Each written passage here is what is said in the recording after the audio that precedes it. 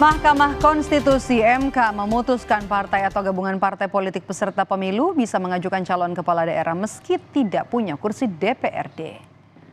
Putusan dibacakan dalam sidang di Gedung MK Jakarta Pusat pada Selasa 20 Agustus. Hakim Konstitusi mengabulkan sebagian gugatan yang diajukan Partai Buruh dan Partai Gelora terhadap Undang-Undang Pilkada. Dalam pertimbangannya, MK menyatakan pasal 40 ayat 3 Undang-Undang Pilkada inkonstitusional. Maka dengan demikian, MK mengabulkan sebagian gugatan yakni dengan memutuskan ambang batas pencalonan kepala daerah tidak lagi sebesar 25% gabungan perolehan suara partai politik maupun koalisi parpol dari hasil pileg DPRD.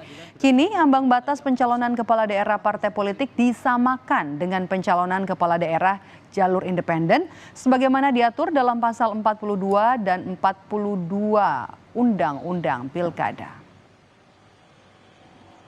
Partai politik atau gabungan partai politik peserta pemilu dapat mendaftarkan pasangan calon jika telah memenuhi persyaratan sebagai berikut.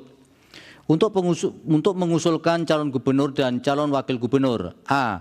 Provinsi dengan jumlah penduduk yang termuat pada daftar pemilih tetap sampai dengan 2 juta jiwa, partai politik atau gabungan partai politik peserta pemilu harus memperoleh suara sah paling sedikit 10% di provinsi tersebut.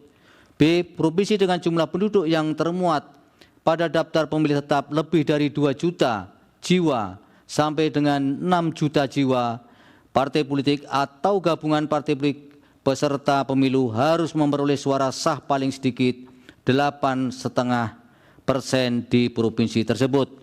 C. Provinsi dengan jumlah penduduk yang termuat pada daftar pemilih tetap lebih dari 6 juta jiwa sampai dengan 12 juta jiwa, partai politik atau gabungan partai politik peserta pemilu harus memperoleh suara sah paling sedikit 7,5% di provinsi tersebut.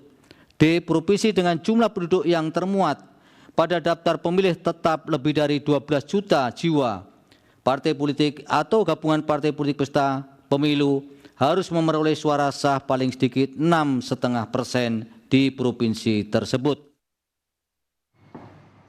Partai Buruh sebagai salah satu pemohon menyambut baik putusan Mahkamah Konstitusi soal syarat pencalonan gubernur.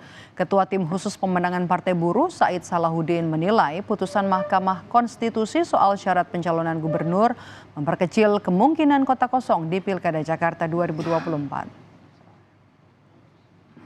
Dulu kemarin pakai 25% suara, sekarang oleh MK diubah karena MK memperbandingkan dengan syarat calon perseorangan.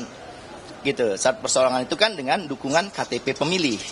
Nah, oleh sebab itu yang paling make sense menurut MK itu harus dilihat kepada besaran populasi, jumlah penduduk dihitung pada DPT-nya, orang yang berhak memilih, DPT-nya berapa, dalam range berapa, maka ditentukan angka threshold-nya.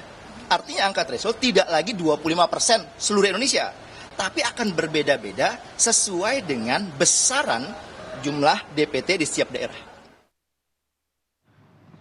PDI Perjuangan juga menyambut baik putusan Mahkamah Konstitusi yang menyatakan partai politik tanpa punya kursi di DPRD dapat mencalonkan kandidat kepala daerah. Ketua DPP PDIP Eriko Sotarduga menyebut putusan ini berpotensi membuka jalan PDIP mengusung kandidat sendiri di Pilkada Jakarta. Soal peluang nama, PDIP telah mengantongi sejumlah nama, salah satunya adalah Anies Baswedan. Bahwa kita bisa maju sendiri, betul ya? Artinya bisa maju mengusung sendiri pasangan calonnya. Nah, tentu ini kan harus dipertimbangkan.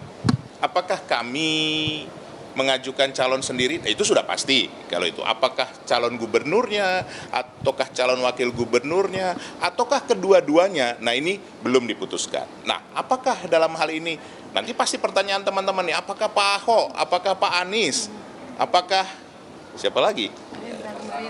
Iya? Pak Hendra Priyadi. Nah, ini kita harus matangkan.